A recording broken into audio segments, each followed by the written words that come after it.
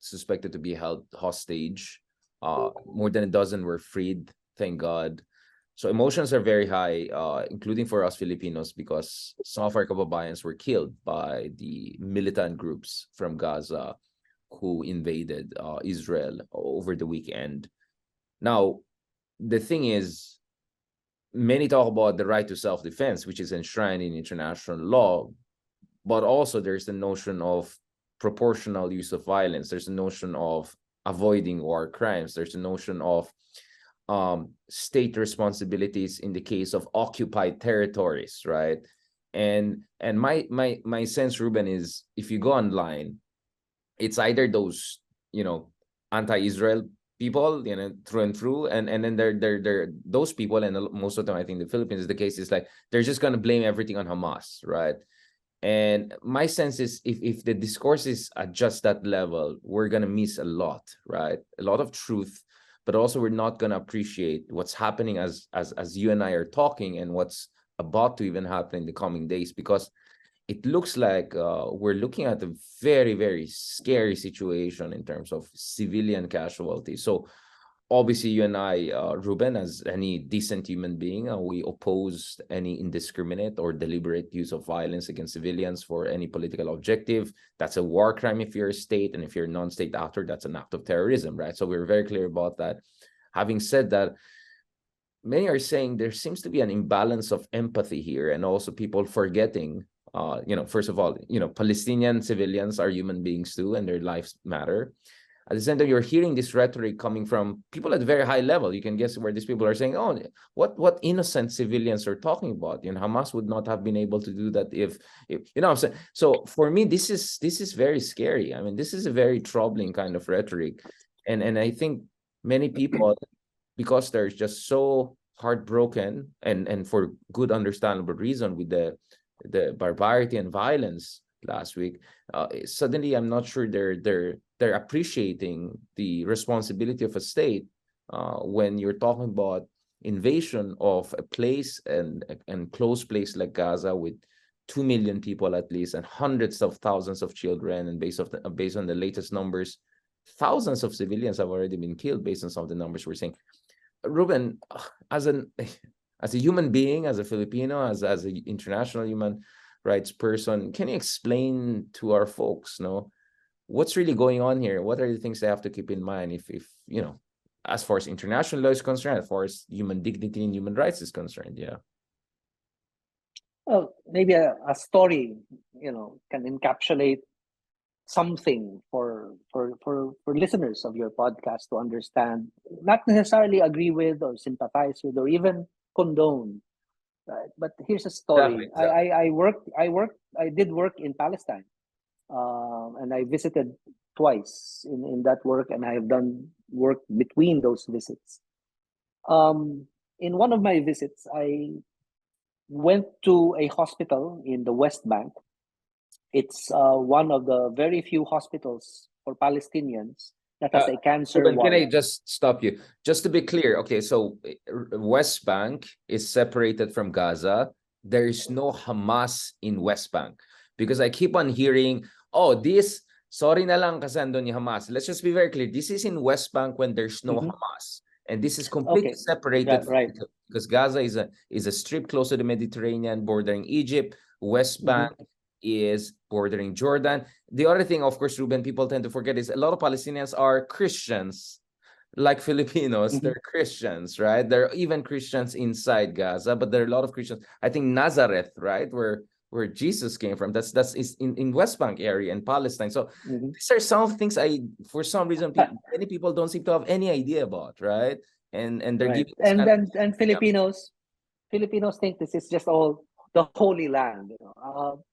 If your history is based on the Bible, and you forget that there's a Quran or there's a Torah, that there are different books used by different people for their religions, and if your sense of history is that it only began last week when Hamas went inside Israel and started killing civilians, then you have to read more, you have to understand more, you have to listen to sources of information other than what you usually do. And you're right to remind people that when we say Palestine, we're talking about this large territory that includes what is now the state of Israel, but also includes the Gaza Strip, but also includes the West Bank, which, as you said, is separated from the Gaza Strip, and also includes the city of Jerusalem.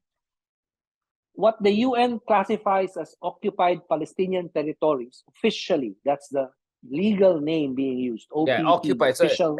Sorry again for cutting you, Ruben, because I get a lot of responses on Twitter when you use the word occupied territories. They give it like, oh no, but it's not like IDF forces are there. And I said, no, you're missing the point. Can you explain to us why are those areas called occupied territories, even though you don't have Israelis per se physically occupying that area? I mean, I think people's idea of occupation is like, I don't know, invasion of Iraq, American troops there on the Right. ground. Can you explain first of all, yung occupy? Sure. Well, first of all, it's OPT. So the PT is Palestinian territories with an S. And there's a specific reason why they're called Palestinian territories, because they are not all of Palestine. Like I said, Palestine is the entire territory, which includes Israel, what is now the state of Israel, and these three areas that are considered occupied Palestinian territories. Occupied because they were literally occupied by Israel since 1967, but occupied because since 1948, right? When the state of Israel was created by British colonizers, essentially using the UN as their cover, all of a sudden, parts of Palestine became the state of Israel. So occupied in that way. But the three areas are Gaza, the Gaza Strip, because it's a narrow strip of land, the West Bank, and there's no way to go to Gaza from the West Bank without crossing into what is now part of the state of Israel, and East Jerusalem, which is the eastern part of Jerusalem. Old Jerusalem is in fact there, sacred to not just Jews, but to Muslims as well, and to Christians, right? So that's why Jerusalem, the old city, which is the eastern part of the larger metropolis of Jerusalem, is well, if there's a holy land for everybody, that's holy land. So these three areas are not Christian Palestinians, right? Which people forget. Right. Christian Palestinians too. And so these areas right now are occupied still, literally in the case of the West Bank. In the case of Gaza, Israel withdrew its forces after the Oslo Accords, forced to do so just because it was untenable for the settlers to continue living there. But they have control over the electricity and all of those things, right? I mean, they have control over every way to go in or go out. It's almost like, you know, you live in a building with multiple apartments inside. There are 3 apartments where Palestinians can live: Gaza, the West Bank, East Jerusalem. But the doors, the locks, the keys to these 3 apartments, everybody else, Israeli Christians, Israeli Arabs even, or even non-Israelis can live in, but only in these 3 apartments Palestinians can live, but the doors, the locks and keys are controlled by Israel. So how do you go out? Only if Israel lets you. How do you go in? Only if Israel lets you. What if you want to rush out? Israel will kill you. So that's the situation. I'm oversimplifying it because in many ways, I think that's how crude it can get. And I was going to tell you the story of how not just crude, but tragic it can get. I was in Palestine. Part of my work was to help the United Nations with a process in which it would record whatever damage has been suffered by Palestinians living in the West Bank, because Israel began building a wall across the West Bank, starting from East Jerusalem, across the West Bank, to isolate Palestinian villages and to make sure that settlers allowed by Israel to occupy those villages would have a wall around them. This is West Bank, right? This is West Bank when there's in the West Bank. Exactly. I want to be clear again. This is a part of Palestine which is not under Hamas. So yung mga nagsasabi, sisisihin na naman Hamas. Let's be clear. This is West Bank when there's no Hamas, and this is the reality they're facing. Yeah. Yeah, and I think it's important to remember this too. Hamas is just one of several Palestinian political groups. Uh, there's something called the Palestinian Liberation Organization, which has several groups within it. Hamas is not part of that. The Palestinian Liberation Organization um, includes one party called Fatah, initially led by Yasser Arafat, who was the most famous of Palestinian leaders. And Fatah won elections that were held in both Gaza and the West Bank. But in another round of elections later on, Fatah lost in Gaza, Hamas won, but Fatah kept power in the West Bank. Elections for what? And there was a civil Elections for the war. Palestinian Authority. And there was a conflict, a lot of Oh, conflict yeah. between Hamas and Fatah. It got bloody. So Yes. eventually Hamas won, took over Gaza, and West Bank is effectively under Fatah and PLO. Again, these are nuances. People think all Palestinians are just in Gaza and Hamas is in control of. That's not true. There's another side, to this that and more importantly, many Palestinians, millions of Palestinians, are not part of Fatah nor of Hamas. They're just regular Palestinians. Some of them have dual citizenship. There are Palestinian Americans. There are French Palestinians. There are Lebanese Palestinians. There are Arab Palestinians, just as there are Christian Palestinians. Palestinians are just like other people in the world where there are multiple identities, multiple religions. The only difference is that they have not been occupied for 75 years. And so when I was doing my work, I visited this hospital because this hospital was now enclosed by that wall built by Israel. And like I said, it's the only hospital with a cancer ward at that time, which means Palestinians that had cancer would go to this hospital. For people in the West Bank with cancer, you would now have to drive several hours around the wall, go through several checkpoints just to get your chemotherapy. Every day. Every day, you suffer the indignity of spending half of the day just driving around a wall and going through several checkpoints manned by Israeli soldiers who will ask you, what are you going to do across the wall? And you will say, I will go through chemotherapy. Why? Why would you ask? I have cancer. So people could not just get treated for cancer easily. Now imagine if you had cancer and you lived in Gaza. And that's where the problems worsen, because then you would have to apply for a permit to travel across out of Gaza into Israel and into the West Bank, go through this wall for hours, and then do your chemotherapy. How much time do you think would be left for you to do chemotherapy after this grueling journey? The other thing about this is that your permit is only good for 48 hours. So your chemotherapy may not even be completed. You will have to go back. The third point about this is that you can't just go as a cancer patient if you're too sick to go. You have to have someone go with you. In some cases, they refuse permits for that person.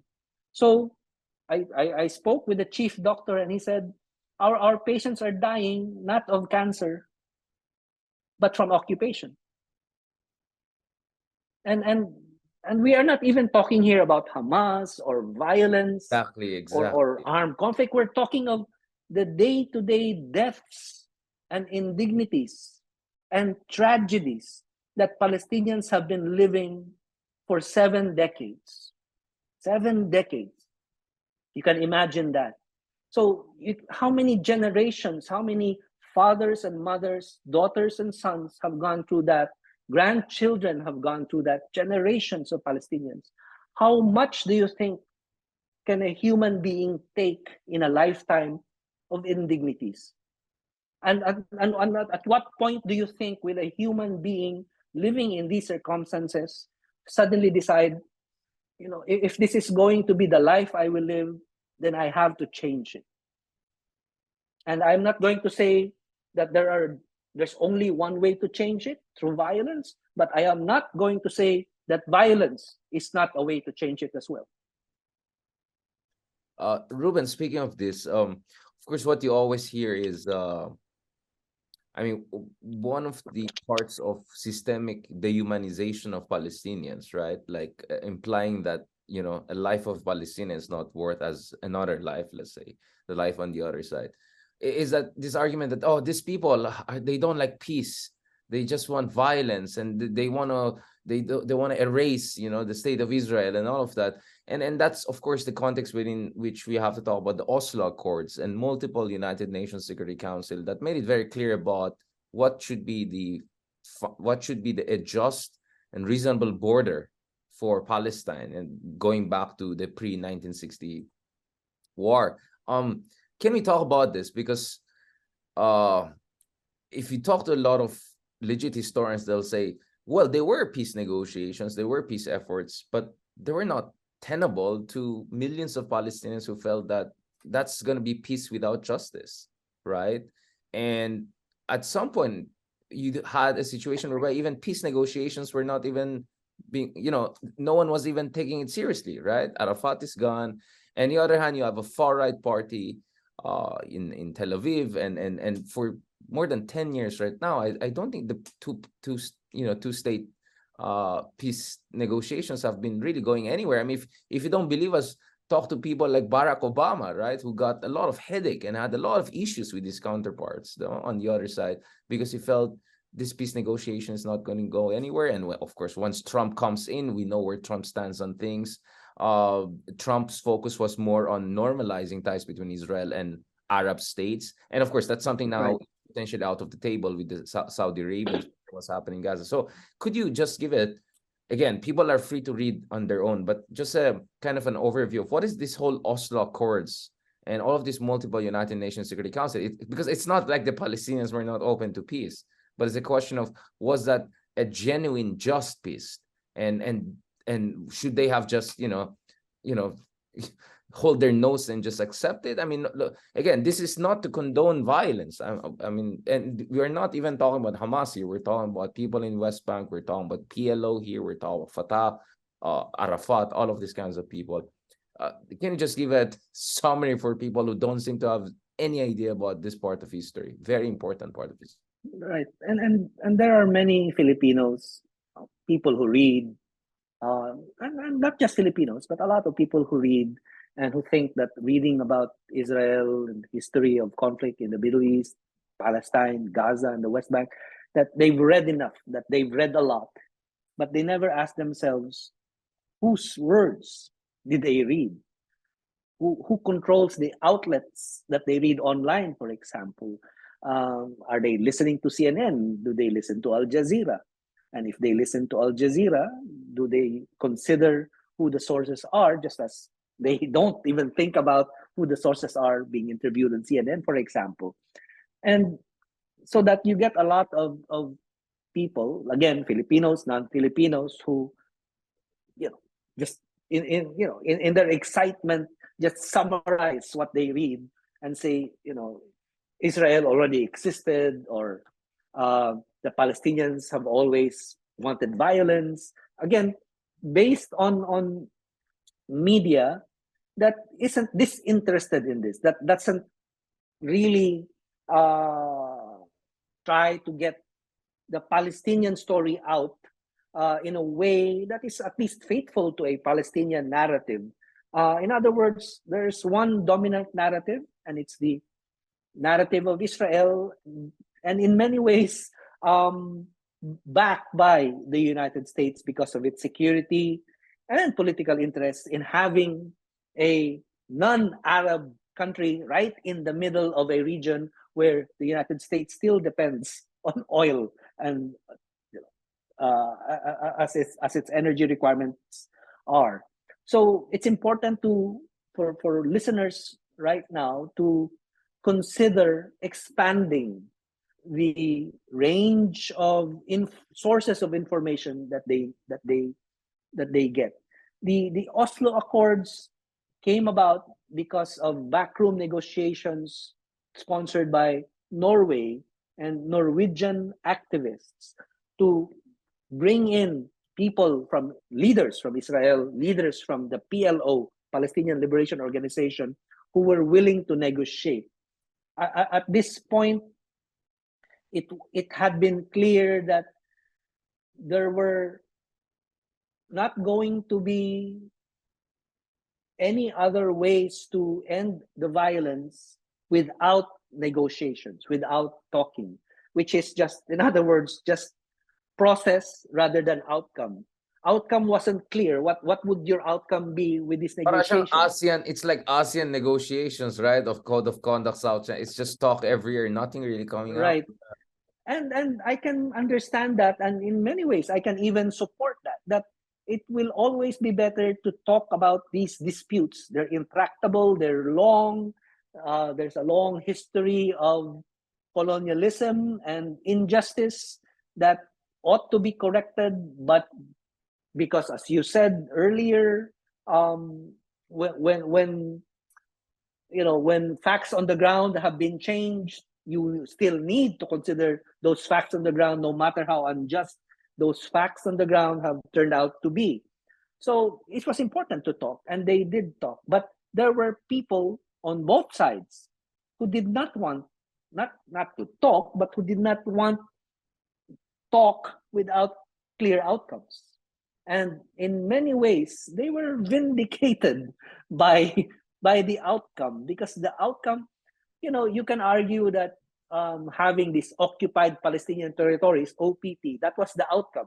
Having these three areas designated as under the Palestinian Authority, but it's not as simple as that, because Israel retained the power to enter these areas.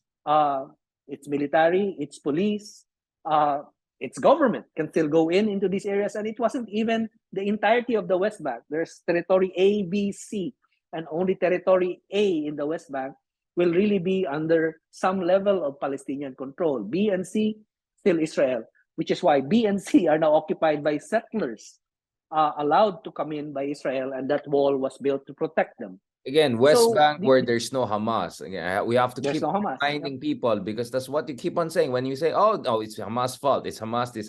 These are places where there's no Hamas whatsoever." Yeah. And even if Israel eventually, in part because of the Oslo Accords, withdrew its military from the Gaza Strip, that didn't change. Obviously, that didn't change the geographical situation on the Gaza Strip. It was still surrounded by Israel. There's a small border with Egypt, and the rest is the Mediterranean. There's water. That water, by the way, Israel has its navy basically 12, 20 miles offshore, so that Palestinian fishermen who dare go farther get shot. No ships can enter, which is why when there was a Turkish ship, not Turkish government ship, but a ship chartered by aid agencies from Turkey that entered, they were boarded by the Israeli Navy and killed. So Israel controls, like I said, in a condominium building where there are only 3 apartments for Palestinians, Israel controls not just the building, but even the corridors through which you go in and out of your apartment. So even if they withdrew their military from the Gaza Strip, they fenced the Gaza Strip. The Gaza Strip became, instead of an Israeli military base with Palestinians that just happening to live there, it became a prison with Palestinians being imprisoned there. That's the Gaza Strip. So imagine this. You have a very wealthy, Israel is a wealthy country, with people coming in, living in different parts of what used to be Palestine,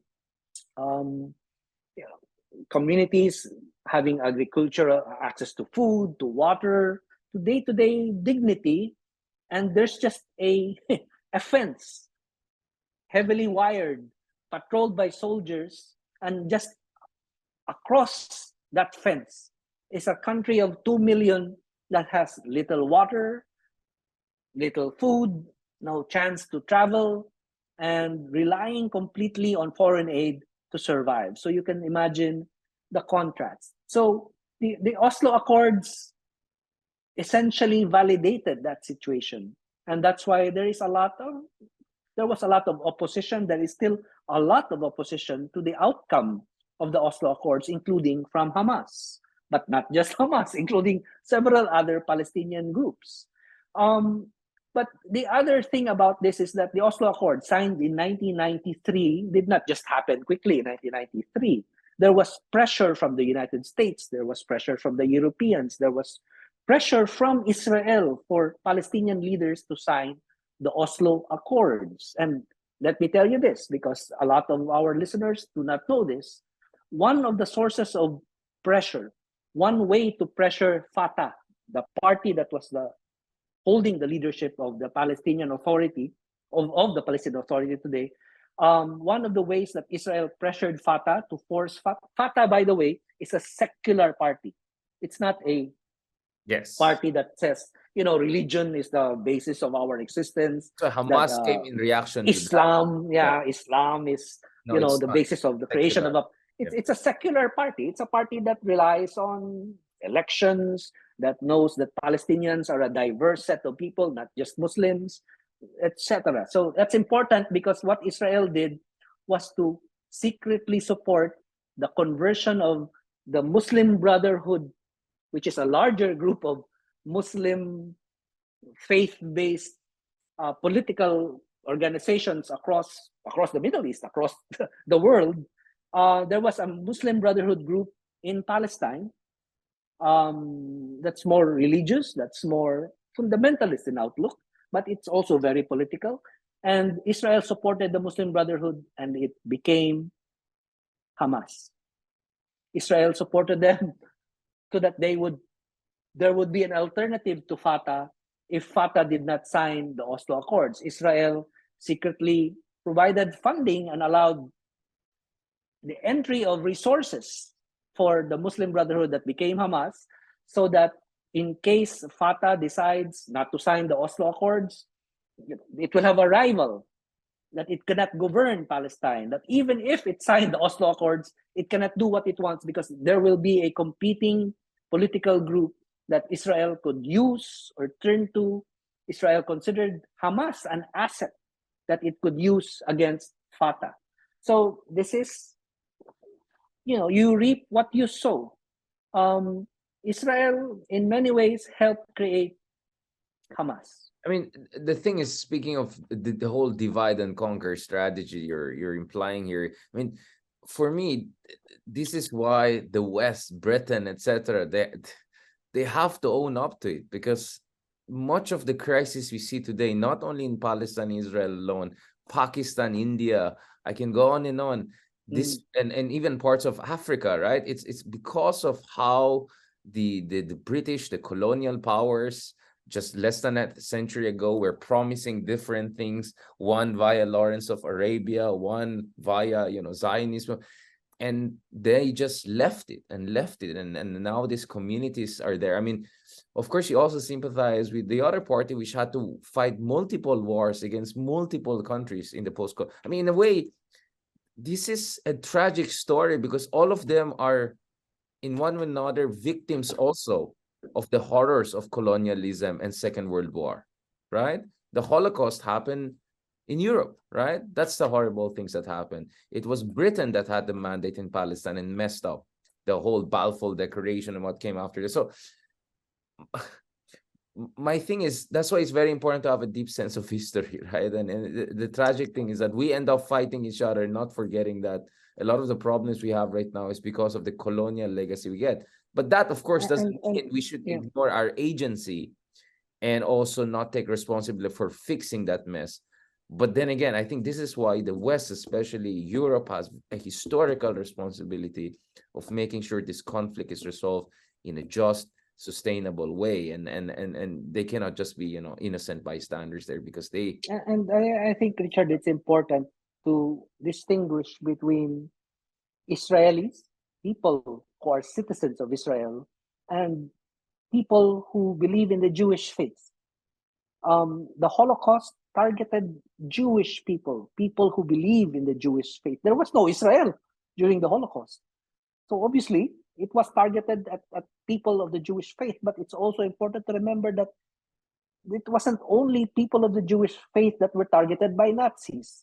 Romani people, Sinti people, the so-called gypsies of Europe were Slavs. annihilated. Yes, Slavs too. They Uh, killed more Slavs than right. almost everyone. Yeah. And that's why you have Ukraine and certain groups of Ukrainians supporting the Nazis because they targeted non-Ukrainians in Ukraine. You have male homosexuals targeted by the Nazis, imprisoned, killed, brought to concentration camps as well. Did they create a state? Did they build a country from people who were already living there, taking away their land so that they could exist freely? They did not. So the Israeli project is different. It is not simply a reaction to the Holocaust. Israel was a deliberate effort to build a state based on this notion of Zionist principles. And so I think that distinction is important because you can be opposed to Israel's agenda politically and militarily, and yet not be anti-Semitic, not be against Jewish people of faith. You can be against the idea of genocide and be against the idea of genocide being committed by anybody, including Israel, including the United States, including Saudi Arabia and Yemen. In other words, the term genocide was coined by this Polish lawyer who was from a Jewish family. His name is Ralph Lemkin. And Ralph Lemkin coined the term genocide based on what he saw in Poland, in Nazi Germany, in Europe during World War II. And he campaigned hard for there to be a genocide treaty so that it will never again happen. There's a Ralph Lemkin Institute created in honor of Ralph Lemkin. And 2 days ago, the Ralph Lemkin Institute clearly said that genocide is happening in Gaza. Ruben, I think we can come back to this. I mean, this is a very heavy and really soulful, and it's in the heart and heart-wrenching conversation. I mean, for me, I hope we all, I mean, wherever you stand on things, I mean, first of all, we have to be against systematic dehumanization of any group of people, regardless of creed, religion, skin color, etc. And that's why Nazism, fascism was such a horrible thing, right? They kept on dehumanizing different minority groups. So that's why that's why for me, the number one thing to emphasize is our shared humanity, and all civilians, everywhere they are, they have to be, their rights have to be respected, even in amidst war. Including the civilians who were killed, who were kidnapped, and now taken hostage by Hamas. And I think, let me be very clear. It's to me, I think it's not enough to say legally these are war crimes committed by Hamas. I think it's also important to say that morally, it's going to be very difficult, right, to claim that you are fighting for human dignity if you do not respect basic human dignity. And I think that's important to say. But that does not mean that history only started on October 7, when Hamas entered Israel and killed 1,200 Israelis and non-Israelis as well. You mentioned earlier that there were Filipinos and Thai and other foreign workers killed alongside these Israeli civilians. And you do not hear much about them from people Western who parrot media. Israeli propaganda. They don't seem to care that people who are not Israelis were killed alongside Israeli civilians. And that's why that's both the irony and, in a way, the truth of what we should remember when Rodrigo Duterte visited Israel and was hosted by Netanyahu. They went to Yad Vashem, which is the memorial for victims of the Holocaust that is established in Israel, and they both said, never again. These people who between them have killed thousands with impunity, invoke never again without any sense of irony. And that's the tragic part, because now, if we really believe in never again, then it's happening all over, and nobody seems to remember what it means.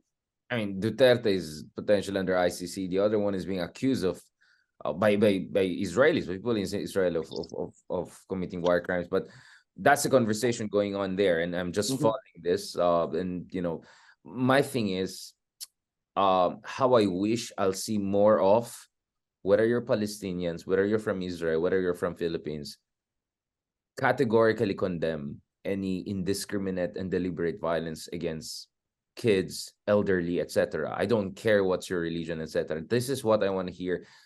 I hope to hear more from any side, and it has to go all sides. It cannot be just you demanding the people in Gaza to condemn it. What about when civilian? It has to be both ways, and I think that's the only way for us to restore humanity. Now, just to close on this note, I mean, obviously we're realistic now. Emotions are very high, vengeance mode. That's really what one side is in. But as more civilians are gonna perish on the other side, there's gonna be also anger across the Islamic world, across the Middle East, and there are fears that other groups like Hezbollah, for instance, in the north of Israel, could be involved. It could be even further expanded if things are not under control. So that's why, bilang Filipinos, we have an interest in people getting back to the peace negotiations, and this not spiraling into a hate game and cycle of violence. Because if this keeps on getting out of control, I mean, very few people thought Russia will invade Ukraine, and it happened, right? Very few people thought this Hamas attack, this it could happen. So the idea that this could not escalate into a really, I mean, if you're in a Muslim country right now, I mean, I'm right now in Malaysia, right? If you go to Middle East right now, the way they're looking at this conflict is so different from what you see in Western media, or also among us Filipinos, I'll discuss. It's totally different. You can imagine how they're looking at this, right? And I'm really worried. I'm really worried this could get out of control. And as tragic and horrible as the deaths of thousands has been, this could get even worse. And that's why I hope in the Philippines, we stand with all lives, but we also stand for some genuine returns, some genuine peace negotiations, because millions of Filipinos are in the Middle East. And how I wish a day comes where our kababayans do not have to go to conflict zones to live their life. To work. Find the living. Yeah, it should be a matter of, you go there because, you know, your job requires you. And, you know, I will go to that region because I have to do research. But to be forced to work next to the conflict zone or in the conflict zone, our people do not deserve that. Our people deserve better than that. And that's why sana hindi tayo mag-elect ng kung sino-sino ulit, right? Which goes back to our confidential fund and Maharlika fund and all of that conversation. That's the reason why we care about good governance, so that people are not desperate enough to go to these places. Because at the end of the day, as a Filipino, my heart is broken for seeing my kababayans getting killed in this conflict. And I'm worried about what could happen to the rest as this situation. Yan yung naghahanap buhay lang, literally. Because wala kang hanap buhay na mahanap sa Pilipinas. At kaya ka walang hanap buhay na mahanap sa Pilipinas dahil ninakaw ang pera na dapat siguro makakapagbigay sa iyo ng hanap buhay.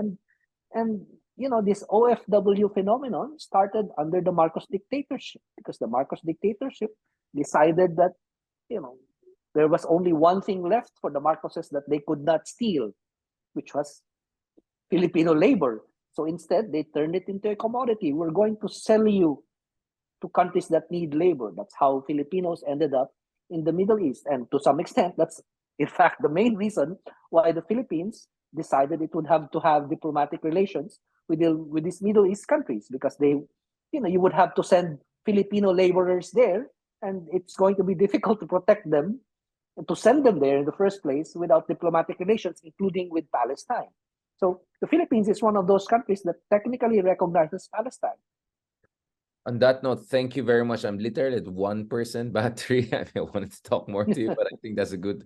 I know you have a long day. Thank you so much, Attorney Carranza. Hopefully, next time we talk, it's on a more positive note. As you can see, I'm a cool guy. I can talk about anything under the sun, but this is one of those topics whereby, you know, emotions are high, and we have to respect the victims and their loved ones and families.